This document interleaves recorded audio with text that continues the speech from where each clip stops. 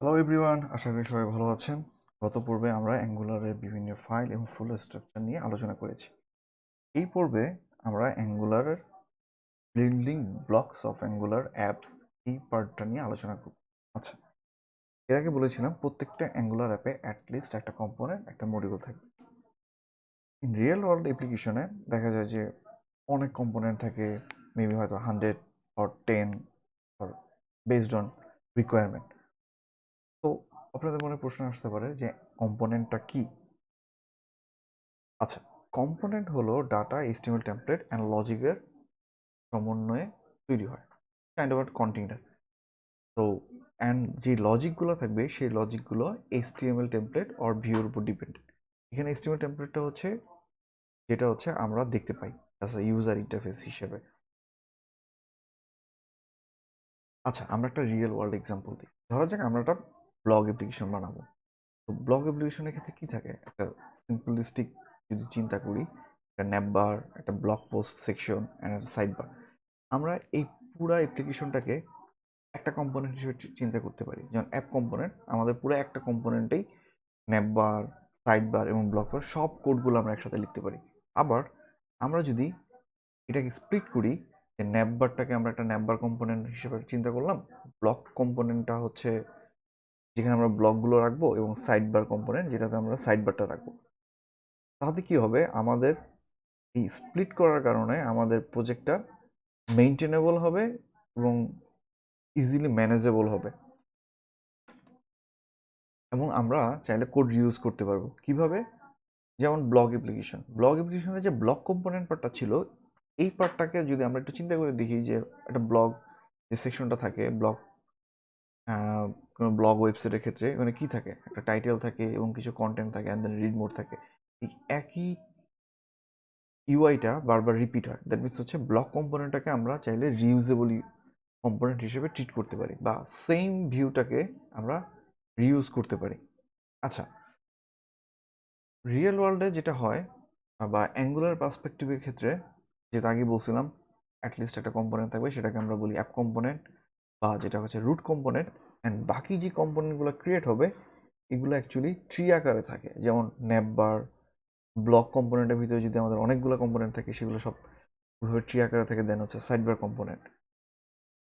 তো আমরা যখন কম্পোনেন্ট বা একটা অ্যাপ্লিকেশন ডিজাইন করব, তখন আমরা কম্পোনেন্টগুলোকে এমনভাবে ডিজাইন করব যাতে আমরা রিইউজ করতে পারি, এবং যতভাবে স্মল আকারে ভাগ করা যায়, তাতে কি হবে, আমার কোডগুলো মেনটেন করা যাবে এবং চাইলে আমরা যে কোনো কম্পোনেন্টটাকে রিউজ করতে পারবো।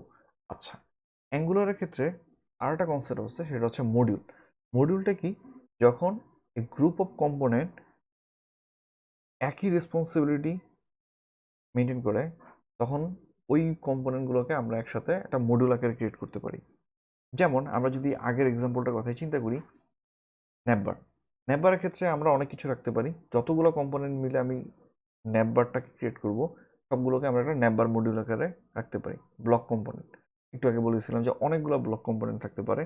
যতগুলো ব্লক কম্পোনেন্ট থাকবে, যেগুলো ব্লক সেকশনটা রিপ্রেজেন্ট করবে, ওগুলোকে আমরা ব্লক মডিউল আকারে চিন্তা করতে পারি। আবার হচ্ছে সাইডবারে যদি আমাদের একাধিক কম্পোনেন্ট থাকে, সবগুলোকে আমরা একটা মডিউল আকারে ক্রিয়েট করব। আমরা যদি একটা সুপার শপের কথা চিন্তা করি, একটা সুপার শপে অনেকগুলো সেকশন থাকে। যেমন একটা চকলেট সেকশন থাকে, একটা ফুড সেকশন থাকে, একটা কসমেটিক সেকশন থাকে, টয়লেটের সেকশন থাকে, তারপর কোকারির সেকশন থাকে। আমি যখন এই সুপার শপে ঢুকি, আমি যদি কাউকে আক্স করি যে চকলেট সেকশনটা কোথায়, সে আমাকে চকলেট সেকশনে নিয়ে যায়। তার মানে হচ্ছে, আমি যদি মডিউল আকারে ভাগ করি, অ্যান্ড ওই মডিউলে যাওয়ার পরে ওই মডিউলের ভিতরে যা যা থাকবে, সেগুলো ওই মডিউলটাকে রিপ্রেজেন্ট করবে। এইভাবে যদি চিন্তা করি, তাহলে আমার আর্কিটেকচার ডিজাইন করা অনেক ইজি হবে, এবং যে কেউ এই আর্কিটেকচার দেখে ইজিলি বুঝতে পারবে যে এখানে কোন মডিউলটা কোন পারপাসে ইউজ হচ্ছে। চলেন আমরা একটা রিয়েল ওয়ার্ল্ড এক্সাম্পল দেখি। আচ্ছা, আমরা প্রজেক্টটা ওপেন করি। আমাদের যে লাস্ট প্রজেক্টটা ক্রিয়েট করেছিলাম, সেটা হচ্ছে হ্যালো অ্যাঙ্গুলার। আমরা যদি প্রজেক্টটা ওপেন করতে চাই, তাহলে আমরা যদি ভিএস কোড দিয়ে ওপেন করতে চাই, তাহলে হচ্ছে কোড ডট দিলেই এটা ভিএস কোডের প্রজেক্টটা ওপেন হবে।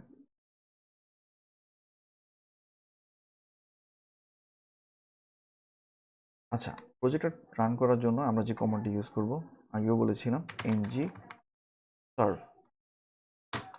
এই কমান্ডটা দিলে আমাদের প্রজেক্টটা রান হবে।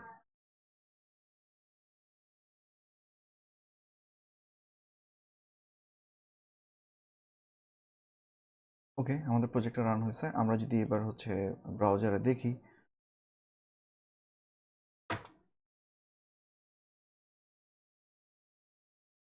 ওকে, আমাদের প্রজেক্টটা রান হয়েছে। এর আগে আমরা বলেছিলাম অ্যাঙ্গুলার অ্যাপ্লিকেশনে অ্যাটলিস্ট একটা কম্পোনেন্ট একটা মডিউল থাকবে। এটা হচ্ছে অ্যাপ কম্পোনেন্ট এবং হচ্ছে অ্যাপ মডিউল। অ্যাপ কম্পোনেন্টে কী কী থাকে? একটা সিএসএস ফাইল, একটা HTML file and spec file, যেটা মূলত টেস্ট পারপাস ইউজ হয়, এটা নিয়ে আমরা পরে আলোচনা করবো। অ্যান্ড হচ্ছে টিএস ফাইল, যেটাতে হচ্ছে বিভিন্ন রকম লজিক লেখা হয়। একটা হচ্ছে এই টিএস ফাইলটা হচ্ছে মূলত টাইপস্ক্রিপ্ট ফাইল। আর এইচটিএমএল ফাইল যেটা হচ্ছে আমরা যদি প্রজেক্টটাতে এই যে কোড, এই যে যেটা আমরা দেখতেছি সেটা হচ্ছে এই এইচটিএমএল ফাইল থেকে আসতেছে।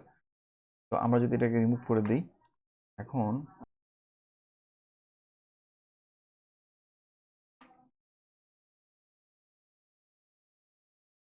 আমাদের, আমরা যদি এটা লিখে সেভ করি তাহলে আমাদের প্রজেক্টটা অটো রিলোড হবে অ্যান্ড আমরা ভিউতে দেখতে পারবো ব্লগ অ্যাপ্লিকেশন। Simple, right? তো এই যে এইচটিএমএল ফাইলে আমি যা লিখলাম তাই হবে। এখন আমি যদি আরেকটা লিখি যে,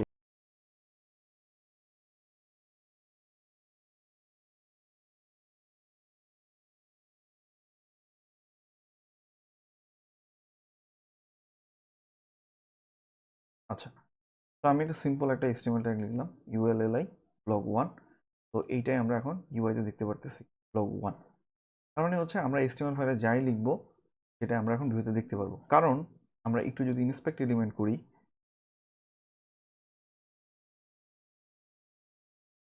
এই যে বডির মধ্যে আছে অ্যাপ রুট।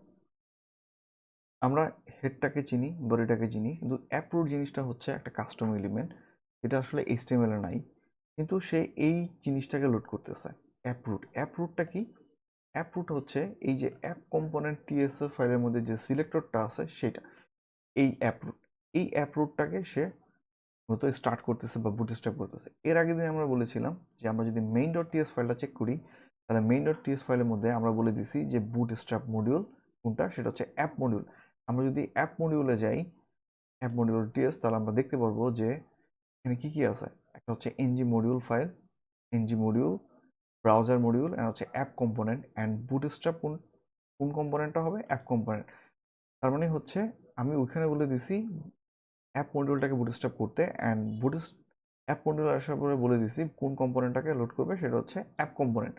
তাহলে আমরা কম্পোনেন্টটাকে যদি আবার একটু দেখি, একটা কম্পোনেন্ট হচ্ছে টিএস ফাইল অ্যান্ড একটা এইচটিএমএল ফাইল অ্যান্ড হচ্ছে সিএসএস ফাইল। আচ্ছা, তো এক্সপোর্ট ক্লাস অ্যাপ কম্পোনেন্ট এটা তো একটা নর্মাল ক্লাস, কিন্তু এই ক্লাসের ক্ষেত্রে যখন আমি কম্পোনেন্ট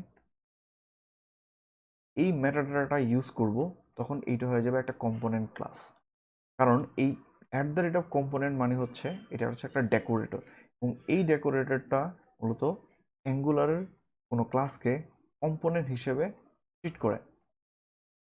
এই যে আমরা যদি কম্পোনেন্টটাকে হোভার করি তাহলে আমরা দেখতে পারবো যে টাইপ ডেকোরেটর। দ্যাট মিনস হচ্ছে আমরা যদি কোনো একটা আমরা যদি কোনো একটা টিএস ফাইলের ক্লাসকে কম্পোনেন্ট মেটাডাটা অ্যাড করি বা ডেকোরেটরটা অ্যাড করি তাহলে সেটা কম্পোনেন্ট ক্লাস হয়ে যাবে। এই মেটাডাটার মধ্যে কী কী থাকে? একটা সিলেক্টর, যেটাতে হচ্ছে আমি একটা কাস্টম এলিমেন্ট, যেটাতে আমি বুঝতে পারবো যে এটা আসলে কোন কম্পোনেন্ট। সেকেন্ড হচ্ছে একটা টেমপ্লেট ইউআরএল। টেমপ্লেট ইউআরএলটা হচ্ছে কোন টেমপ্লেটটাকে সে লোড করবে, যেমন হচ্ছে আমাদের এখানে এই app dot component dot HTML. এখন স্টাইল ইউআরএলস আমরা যদি মাল্টিপল থাকে তাহলে আমরা মাল্টিপল স্টাইল লোড করাতে পারি। যেমন হচ্ছে অ্যাপ কম্পোনেন্ট ডট সিএসএস, যেটা হচ্ছে এই কম্পোনেন্টটা। যেমন আমরা যদি এখন হচ্ছে এইখানে সিএসএস এর এখানে আমি যদি লিখি H1 কালার রেড, আমি সিম্পল সিএসএস লিখলাম এবং এটাকে যদি আমি সেভ করি, সেভ করার পর আমি যদি ব্রাউজারে যাই তাহলে আমি দেখতে পারবো যে ব্লগ অ্যাপ্লিকেশন কথাটা রেড হয়ে গেছে। কারণ আমাদের এইচটিএমএল ফাইলে আছে H1 হচ্ছে ব্লগ অ্যাপ্লিকেশন, আমি সিএসএস এ ওইটার একটা কালার অ্যাড করছি, তো ওই কালারটাকে সে আপডেট করে দিছে। এর আগে যেটা বলতেছিলাম কোন কম্পোনেন্ট আমার লোড হচ্ছে, সেটা হচ্ছে অ্যাপ রুট। তো আমাদের মাথায় মনে রাখতে হবে সবসময় যে আমরা যখন যদি আমরা কোনো কাস্টম এবং অ্যাপ রুটটাকে যদি আমরা এক্সপান্ড করি তাহলে আমরা দেখতে পারবো H1 এবং হচ্ছে UL এবং হচ্ছে LI। তো আমরা যদি কোনো একটা কাস্টম কম্পোনেন্টকে রুট কম্পোনেন্ট হিসেবে করতে চাই তাহলে আমাদেরকে এইভাবে সেট আপ করতে হবে। প্রথম হচ্ছে মেইন ডট টিএসএ আমাকে অ্যাপ মডিউল যদি রাখি তাহলে অ্যাপ মডিউল, যদি অন্য কোনো মডিউলে রাখি সেটা মডিউল। দেন সেকেন্ড হচ্ছে বুটস্ট্র্যাপ কম্পোনেন্টের মধ্যে, বুটস্ট্র্যাপের মধ্যে আমি বলে দিব কোন কম্পোনেন্টটাকে আমি বুটস্ট্র্যাপ করতে চাই। আচ্ছা, তো সিম্পল রাইট। আচ্ছা, এখন অ্যাপ মডিউলের মধ্যে আরও অনেক কিছু আছে, যেমন এনজি মডিউল, দেন হচ্ছে ব্রাউজার মডিউল, অ্যান্ড হচ্ছে অ্যাপ কম্পোনেন্ট। এবং আমাদের এখানে এখন যে জিনিসটা দেখার বিষয় সেটা হচ্ছে আমরা এনজি মডিউল জিনিসটা কি। এনজি মডিউল হচ্ছে একটা ডেকোরেটর। কারণ কোনো একটা এই অ্যাপ মডিউলটাকে একটা one kind of TS file, কিন্তু যখন আমি এই এনজি মডিউলটাকে ইউজ করব তখন এটা মডিউল আকারের ট্রিট করবে। অ্যাঙ্গুলার এই জিনিসটাকেই চিনে, যখন আমি কোনো একটা ডেকোরেটর অ্যাড করব তখন অ্যাঙ্গুলার ওই ক্লাসটাকে তার যে নিজস্ব বিহেভিয়ার আছে সেভাবে সে এটাকে ট্রিট করবে। তো এনজি মডিউলের মধ্যে কি আছে? Declaration, import, provider and bootstrap. তো আমাদের ইম্পোর্ট প্রোভাইডার নিয়ে এখন না চিন্তা করলে হবে, কারণ এটা আমরা আস্তে আস্তে আলোচনা করব। আমাদের যে জিনিসটা দেখতে হবে সেটা হচ্ছে ডিক্লারেশন। যখন কোনো একটা মডিউলে আমি কোনো একটা কম্পোনেন্টকে ক্রিয়েট করে ওটাকে ইউজ করতে যাবো তাই সেটাকে অবশ্যই ডিক্লারেশনের মধ্যে রাখতে হবে, আদারওয়াইজ সেই কম্পোনেন্টটা কাজ করবে না। আচ্ছা, আমরা একটা কম্পোনেন্ট ক্রিয়েট করি। আমরা নতুন একটা টার্মিনাল নিলাম। আমরা যদি কোনো একটা কম্পোনেন্ট ক্রিয়েট করতে চাই তাহলে আমাদের কোন কমান্ডটা রান করতে হবে? এনজি জি মানে হচ্ছে জেনারেট, সি মানে হচ্ছে কম্পোনেন্ট, অ্যান্ড আমরা একটা কম্পোনেন্ট নাম দিব। যেমন আমরা ব্লগ পোস্ট নামে লিখতে পারি, যেমন ব্লগ পোস্ট।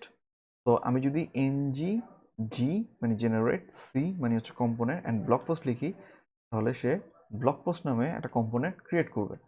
আমরা দেখি সে কি ক্রিয়েট করছে।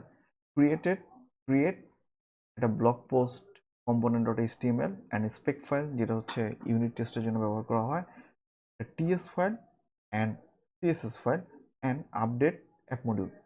কেন অ্যাপ মডিউলটাতে যাই? এই যে ব্লগ পোস্ট কম্পোনেন্টটা ডিক্লারেশনে অ্যাড হয়েছে, কারণ আমি যদি এটা না দিই তাহলে সেটা আমি ইউজ করতে পারবো না। আচ্ছা, ব্লগ পোস্টের কম্পোনেন্টটাকে আমি এক্সপান্ড করি, দেখি blog post component dot T S ফাইলের মধ্যে কী কী আছে। সিলেক্টর, যেটা আগেও বলছিলাম, টেমপ্লেট ইউআরএল অ্যান্ড দেন হচ্ছে স্টাইল ইউআরএল। তো এই কম্পোনেন্টটাকে আমরা কিভাবে ইউজ করতে পারি? আমাদের একটা প্রথম যে কম্পোনেন্ট আছে সেটা হচ্ছে রুট কম্পোনেন্ট, সেটা হচ্ছে ব্লগ।